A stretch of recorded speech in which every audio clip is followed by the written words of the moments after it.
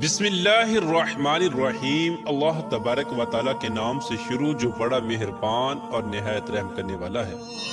اسلام کے ہر دور میں مسلمانوں پر طرح طرح کے ظلم و ستم کیے گئے اور مسلمانوں کو اللہ تبارک و تعالیٰ کی ذات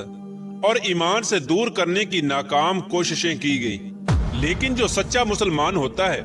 وہ اپنا سب کچھ تو لٹا دیتا ہے، لیکن وہ اپنے سچے رب کو کبھی نہیں چھوڑتا۔ اس مسلمان کا سب کچھ اس کا حقیقی مالک اللہ عز و جل ہوتا ہے۔ یہی وجہ ہے کہ اللہ تبارک و تعالیٰ اپنے بندے سے 70 ماؤں سے بھی زیادہ پیار کرتا ہے۔ ایسا ہی ایک ایمان افروز واقعہ آج کی اس ویڈیو میں ہم آپ کو بتائیں گے کہ کس طرح ایک خاتون نے اپنا سب کچھ اپنے سچے رب پر قربان کر دیا۔ پیارے دوستو، یہ ایمان افروز واقعہ فرعون کی بیوی کا ہے۔ آج کی اس ویڈیو میں ہم آپ کو بتائیں گے کہ دنیا کے سب سے بڑے جابر اور ظالم جو کہ خدائی کا دعوے دار تھا، اس کے باوجود بھی اس کی بیوی کس طرح اللہ تبارک و تعالیٰ کی وحدانیت پر ایمان لے کے آئی۔ ان کا ایمان لانے کا سبب کیا بنا، اور جب فرعون کو اپنی بیوی کے ایمان لانے کی خبر ملی تو اس بدبخت نے اس نیک خاتون پر کون کون سے ظلم و ستم کے پہاڑ ڈائے، اور فرعون کی بیوی کون تھی اور کس کی اولاد میں سے تھی۔ پیارے دوستو، اس قابل رشک قربانی کے بعد اللہ تبارک و تعالیٰ نے اس نیک خاتون کو کس قدر مقام اور مرتبہ عطا فرمایا تھا۔ پیارے دوستو، فرعون کی بیوی جن کا نام حضرت آسیہ رضی اللہ تعالی عنہا تھا، یہ بادشاہ مصر ریان بن ولید کی اولاد میں سے تھی، اور یہ ریان بن ولید وہی بادشاہ تھا جو حضرت یوسف علیہ السلام کے دور میں بادشاہ مصر تھا، اور یہ خوش نصیب بادشاہ حضرت یوسف علیہ السلام پر ایمان لے آیا تھا۔ فرعون کی بیوی حضرت آسیہ رضی اللہ تعالی عنہا انتہائی حسین و جمیل خاتون تھی، کیونکہ یہ خاتون بادشاہ کی اولاد میں سے تھی، اسی وجہ سے اس کے پاس مال و دولت کی کوئی کمی نہیں تھی۔ اسی وجہ سے ہر وقت خدام ان کے آگے پیچھے رہا کرتے تھے۔ یہ پاک دامن خاتون فرعون کو ناپسند کرتی تھی، لیکن فرعون چونکہ اس وقت مصر کا بادشاہ تھا،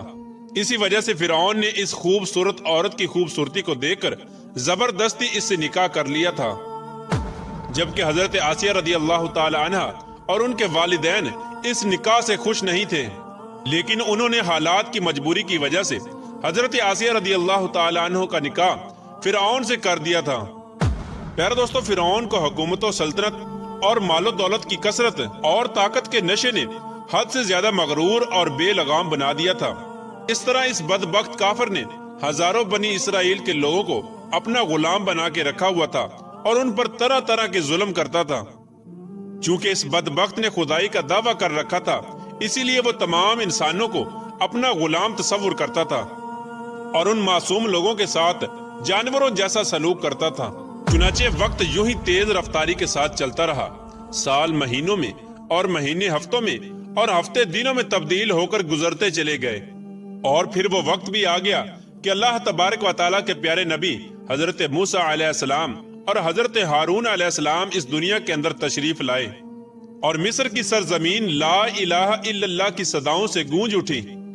اللہ تبارک و تعالیٰ نے حضرت موسیٰ علیہ السلام اور حضرت ہارون علیہ السلام کو فرعون کی طرف اور ان کی قوم کی طرف دعوت حق دینے کے لیے اور ہدایت کی طرف بلانے کے لیے مبعوث فرمایا تھا۔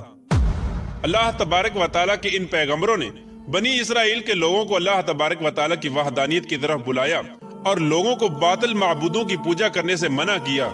حضرت موسیٰ علیہ السلام نے فرعون کو طرح طرح کے معجزات دکھائے، لیکن اس کے باوجود بھی یہ لوگ کفر اور سرکشی پر اڑے رہے اور اللہ تبارک و تعالیٰ کی وحدانیت کا مسلسل انکار کرتے رہے۔ اس کے باوجود بھی حضرت موسیٰ علیہ السلام فرعون کو اور بنی اسرائیل کے بدبخت لوگوں کو دعوت حق دیتے رہے۔ جب فرعون حضرت موسیٰ علیہ السلام کی اس تبلیغ سے تنگ آ گیا تو فرعون نے یہ خیال کیا کہ کیوں نہ موسیٰ علیہ السلام کو لوگوں کے سامنے جھوٹا ثابت کیا جائے۔ چنانچہ فرعون نے حضرت موسیٰ علیہ السلام کو جھوٹا ثابت کرنے کے لیے ایک خاص دن مقرر کیا، جس دن مصر کے اندر بہت بڑا میلہ لگتا تھا اور جس میلے کے اندر کثیر تعداد میں لوگ جمع ہوتے تھے۔ چنانچہ فرعون نے مصر کے تمام بڑے بڑے جادوگروں کو بلایا اور حضرت موسیٰ علیہ السلام کو جھوٹا ثابت کرنے کا کہا۔ چنانچہ جب وہ میلے کا دن آیا تو ایک وسیع و عریض میدان سجایا گیا،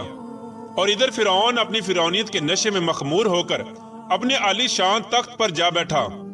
اور سلطنت کے کونے کونے سے بلائے گئے बड़े बड़े जादूगर भी जमा हो चुके थे और इस तरह हजारों अफराद का मजमा भी जमा हो चुका था और ये हक और बातिल का अजीम तरीन मार्का था जिसको देखने के लिए बेशुमार लोग जमा हुए थे। और इधर अल्लाह तबारक व तआला के सच्चे नबी हजरत मूसा अलैहिस्सलाम और हजरत हारून अलैहिस्सलाम भी तशरीफ ला चुके थे और हजरत मूसा अलैहिस्सलाम के चेहरे अनवर पर जाहो जलाल नजर आ रहा था। चुनाचे इस अजीम मार्के का आगाज हुआ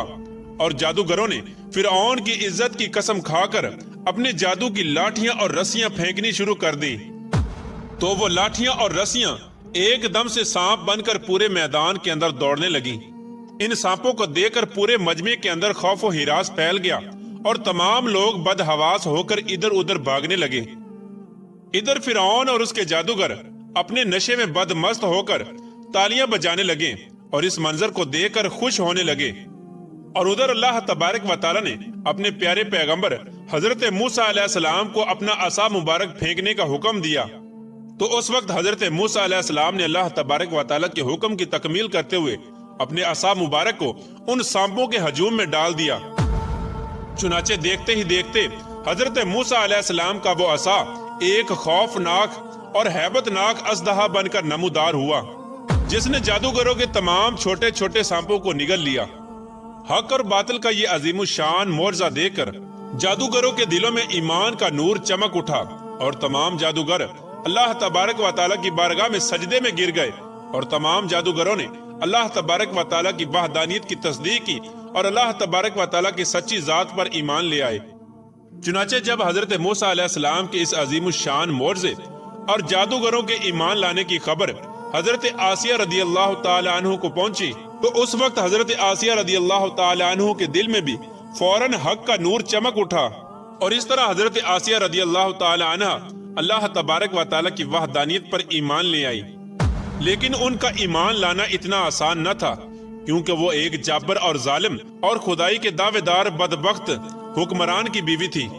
और हजरत आसिया रदियल्लाहु ताला अन्हु के दिल में ये भी डर था कि अगर फिरौन को मेरे ईमान का पता चल गया तो वो जालिम बादशाह मुझ पर जुल्म सितम के पहाड़ डालेगा और अपने जुल्म की तमाम हदें पार कर देगा। लेकिन इसके बावजूद भी हजरत आसिया रदियल्लाहु ताला अन्हु ने अपना सब कुछ अल्लाह तबारक व तआला की जात पर छोड़ दिया और अल्लाह तबारक व तआला की वहदानियत पर ईमान ले आई। इब्तिदा में हजरत आसिया रदियल्लाहु ताला अन्हु ने अपने ईमान को किसी पर जाहिर न किया। कुछ अरसा यूं ही गुजरता रहा और फिर एक दिन ऐसा अजीबो गरीब वाकया पेश आया जिस वाक़े के बाद हजरत आसिया रदियल्लाहु ताला अन्हु के दिल में फिरौन के लिए मजीद गजब की आग भड़क उठी और हजरत आसिया रदियल्लाहु ताला अन्हा फिरौन से मजीद नफरत करने लगी और फिरौन के मुसलमानों पर किए जाने वाले जुल्म सितम हजरत आसिया रदियल्लाहु ताला अन्हु के लिए नाकाबिले बर्दाश्त थे। चुनाचे वो इबरतनाक वाकया कुछ यूं पेश आया कि फिरौन की बेटी के एक खादमा थी जो फिरौन की बेटी के सर में कंघी किया करती थी। एक दिन उस खादमा के हाथ से कंघी गिर गई तो उस खादमा ने बिस्मिल्लाह पढ़कर उस कंघी को उठा लिया। उस वक्त फिरौन की बेटी ने इन कालिमात को सुन लिया और फिरौन से जाकर उस खादमा की शिकायत कर दी कि वो खादमा आपके अलावा किसी और को खुदा मानती है और आपके अलावा किसी और की इबादत करती है। ये बात सुनकर फिरौन लाल पीला हो गया और उसने गजबनाक होकर उस खादमा को अपने दरबार में बुलाया और उस खादमा के ईमान लाने की हकीकत दरियाफ्त की कि आखिरकार वो किसको खुदा मानती है। और फिरौन उससे कहने लगा, क्या तू मेरे अलावा किसी और को खुदा मानती है? तो उस वक्त उस खादमा ने फौरन जवाब दिया कि हाँ, मेरा और तेरा रब अल्लाह अज़्ज़ा वजल है, वही वाहदहु ला शरीक है और उसके अलावा उसका कोई शरीक नहीं। चुनाचे खादमा की ये बात सुनकर फिरौन उस पर मजीद गजबनाक हो गया। चुनाचे फिरौन ने उस खादमा को और उनके मासूम बच्चों को खौलते हुए तेल में डाल दिया और उनको शहीद कर दिया। ये खौफनाक और दिल खराश मंजर उस वक्त फिरौन की बीवी भी देख रही थी। इसी दौरान अल्लाह तबारक व तआला की कुदरत की जलवागरी हुई और अल्लाह तबारक व तआला ने हजरत आसिया रदियल्लाहु ताला अन्हु की आंखों से गैब के पर्दे उठा दिए थे और फिरौन की बीवी की बसीरत को रोशन फरमा दिया था। और फिरौन की बीवी ने यह मंजर भी देखा कि फरिश्ते उस खादमा की रूह को लेकर आसमान की तरफ जा रहे हैं। इस तरह फरिश्तों को देखने के बाद फिरौन की बीवी का ईमान मजीद मजबूत हो गया और वो मजीद अल्लाह तबारक व तआला की वहदानियत का यकीन करने लगी और हजरत मूसा अलैहिस्सलाम की सदाकत اور حقانیت بھی واضح ہو گئی۔ اس خوفناک منظر کو دیکھنے کے بعد فرعون کی بیوی سوچ میں پڑ گئی اور سوچنے لگی کہ میں مسلمان ہونے کے باوجود بھی مسلمانوں پر ہونے والے ان تمام تر ظلم و ستم کو کس طرح برداشت کر سکتی ہوں۔ ابھی فرعون کی بیوی انہی خیالات کے اندر گم تھی کہ فرعون اپنی بیوی کے پاس آیا اور اس مظلوم عورت پر کیے جانے والے اپنے ظلم و ستم کی داستان کو اپنی بیوی کے ساتھ بیان کرنے لگا۔ اس وقت فرعون کی بیوی نے اپنے دل ہی دل میں فرعون کے خلاف بغاوت کا علم بلند کرنے کا ارادہ کر لیا تھا۔ جب فرعون نے اپنی بیوی کو اس مظلوم عورت کو شہید کرنے کی خبر دی تو فرعون کی بیوی نے فرعون سے کہا کہ اللہ تیری خرابی ہو، کس شے نے تجھے اللہ تبارک و تعالیٰ کے مقابلے میں اتنا بے باک کر دیا ہے؟ یہ بات سن کر فرعون ایک بار پھر بھڑک اٹھا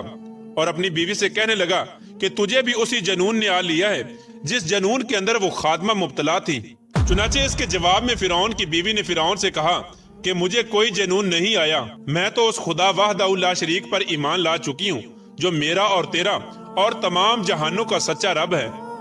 اس طرح اس بہادر خاتون نے کھلا مکھلا فرعون کے سامنے اپنے ایمان کا اظہار کیا۔ فرعون اپنی بیوی کی یہ بات سن کر حیران و پریشان رہ گیا اور فرعون شروع میں بغیر کسی ظلم و ستم کے اپنی بیوی کو سمجھانے کی کوشش کرنے لگا، اور فرعون نے اپنی بیوی کو ایمان سے دور کرنے کے لیے ان کے والدین کو بھی بلایا اور ان کو دھمکی دینے لگا کہ اگر تمہاری بیٹی نے حضرت موسیٰ علیہ السلام کے خدا کا انکار نہ کیا تو ضرور یہ موت کا مزہ چکھے گی۔ چنانچہ حضرت آسیہ رضی اللہ تعالیٰ عنہ کے والدین نے تنہائی کے اندر حضرت آسیہ رضی اللہ تعالیٰ عنہ کو سمجھانے کی کوشش کی، لیکن حضرت آسیہ رضی اللہ تعالیٰ عنہ کا ایمان چونکہ مضبوط ہو چکا تھا، اسی وجہ سے انہوں نے ان کی بات ماننے سے انکار کر دیا، اور حضرت آسیہ رضی اللہ تعالیٰ عنہ اپنے والدین سے کہنے لگی کہ میں اللہ تبارک و تعالیٰ کی وحدانیت کا انکار نہیں کر سکتی، بے شک وہ سچا رب ہے۔ چنانچہ جب فرعون کا یہ حربہ بھی ناکام ہو گیا تو اس وقت فرعون نے اپنی بیوی کو طرح طرح کی اذیتیں دینے کا فیصلہ کیا تاکہ یہ اپنے ایمان سے دور ہو جائے اور مجھ کو خدا ماننے لگے۔ پیارے دوستو، روایات میں آتا ہے کہ فرعون کے حکم سے حضرت آسیہ رضی اللہ تعالی عنہ کو طرح طرح کی اذیتوں کے اندر مبتلا کر دیا گیا، حتیٰ کہ حضرت آسیہ رضی اللہ تعالی عنہ کے ہاتھوں اور پاؤں میں میخیں لگا کر دھوپ کے اندر سورج کی طرف رخ کر کے لٹا دیا گیا، اور آپ کے سینے کے اوپر چکی کا 12 برکم پتھر رکھ دیا گیا تاکہ آپ ہل نہ سکیں۔ لیکن ان تمام تر تکالیف اور مصائب کے باوجود بھی حضرت آسیہ رضی اللہ تعالی عنہ کے ایمان کے اندر ذرہ برابر بھی کمی نہ آئی، بلکہ ان تمام تر تکالیف کے باوجود بھی آپ کے ایمان کے اندر مزید اضافہ ہوتا چلا گیا۔ چنانچہ جب فرعون نے ان تمام تر تکالیف کے بعد اپنی بیوی سے ایمان سے پھرنے کا کہا تو حضرت آسیہ رضی اللہ تعالی عنہ نے بڑا ہی ایمان افروز اور ایمان کو تازہ کر دینے والا جواب دیا، جس سے فرعون کا گھمنڈ خاک میں مل گیا، اور فرعون حضرت آسیہ رضی اللہ تعالی عنہ کے ایمان اور ہمت کے آگے گھٹنے ٹیکنے پر مجبور ہو گیا۔ چنانچہ حضرت آسیہ رضی اللہ تعالی عنہ نے ارشاد فرمایا، اے دشمن خدا اور ظالم انسان، تو میرے وجود پر تو قادر ہو سکتا ہے، لیکن میرا دل اللہ تبارک و تعالیٰ کی پناہ میں ہے۔ اگر تو میرے جسم کے ہر حصے کو بھی کاٹ دے تب بھی میرا عشق اور ایمان اللہ تبارک و تعالیٰ کی بارگاہ میں بڑھتا چلا جائے گا۔ اسی دوران جب حضرت آسیہ رضی اللہ تعالی عنہ پر ظلم و ستم کے پہاڑ گرائے جا رہے تھے، حضرت موسیٰ علیہ السلام وہاں سے گزرے تو حضرت موسیٰ علیہ السلام سے حضرت آسیہ رضی اللہ تعالی عنہ نے پوچھا، کیا میرا رب مجھ سے راضی ہے؟ تو حضرت موسیٰ علیہ السلام نے ارشاد فرمایا، اے آسیہ رضی اللہ تعالی عنہ، آسمان کے فرشتے تیرے انتظار میں ہیں اور اللہ تبارک و تعالیٰ تیرے ایمان اور تیرے کارناموں پر فخر فرماتا ہے۔ آپ اللہ تبارک و تعالیٰ کی بارگاہ میں سوال کریں، آپ کی ہر حاجت پوری کی جائے گی۔ اس وقت حضرت آسیہ رضی اللہ تعالی عنہ نے اللہ تبارک و تعالیٰ کی بارگاہ میں یہ دردناک دعا کی،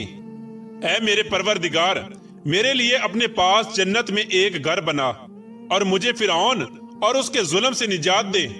اور مجھے ان ظالموں سے نجات بخش۔ ادھر جب فرعون نے حضرت آسیہ رضی اللہ تعالی عنہ کو ایمان سے دور کرنے کی تمام تر کوششیں کر لی اور ہر کوشش کے اندر ناکامی کا سامنا کرنا پڑا،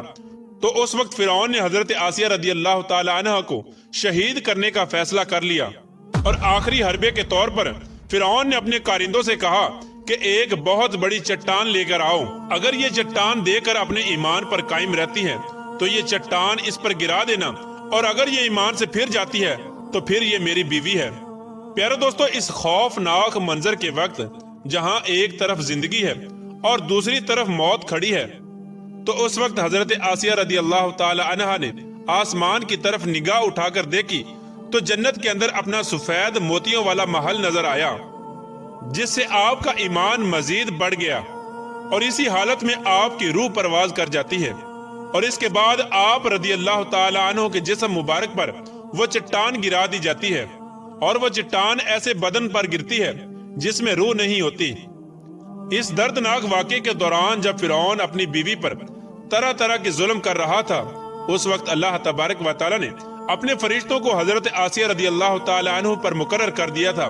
اور وہ فرشتے حضرت آسیہ رضی اللہ تعالی عنہ پر سایہ کیے ہوئے تھے، اور ان کو جنت کے اندر اپنا مقام دکھا دیا تھا، جس کی وجہ سے حضرت آسیہ رضی اللہ تعالی عنہ کا ایمان مزید مضبوط ہو گیا، اور فرعون کی تمام مصیبتوں کو آپ بھول گئی۔ اس طرح حضرت آسیہ رضی اللہ تعالی عنہ نے دنیا کی تمام تر تکالیف اور مصیبتوں کو برداشت کیا، لیکن اللہ تبارک و تعالی کی وحدانیت کو نہیں چھوڑا، اور پھر اللہ تبارک و تعالی نے حضرت آسیہ رضی اللہ تعالی عنہ کو وہ مقام عطا فرمایا جو مقام آج تک کسی کو نہیں ملا۔ حضرت آسیہ رضی اللہ تعالی عنہ جب جنت میں جائیں گی تو اللہ تبارک و تعالی ان کو یہ نعمت عطا فرمائے گا کہ وہ جنت میں حضور پاک صلی اللہ تعالی علیہ وآلہ وسلم کی زوجہ محترمہ ہوں گی، اور اللہ تبارک و تعالی ان کا شمار حضور صلی اللہ تعالی علیہ وآلہ وسلم کی ازواج مطہرات میں فرمائے گا۔ اللہ تبارک و تعالی سے دعا ہے کہ اللہ تبارک و تعالی ہمیشہ اپنا عشق اور ایمان سلامت رکھے، اور حضور صلی اللہ تعالی علیہ وآلہ وسلم کی محبت کے اندر جینا مرنا نصیب فرمائے۔